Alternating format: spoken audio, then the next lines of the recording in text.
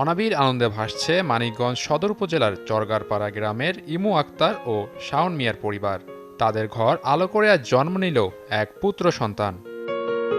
ছেলের ঘরে নাতি হয়েছে, এটা তো খুশির বিষয়। তারপর প্রথম সুস্থ হয়েছে, অনেক খুশি আমরা সবাই। আপনারা সবাই দোয়া করবেন ওর জন্য, ও যেন ভালো থাকে, সুস্থ থাকে। নবজাতক ও তার পরিবারকে শুভকামনা।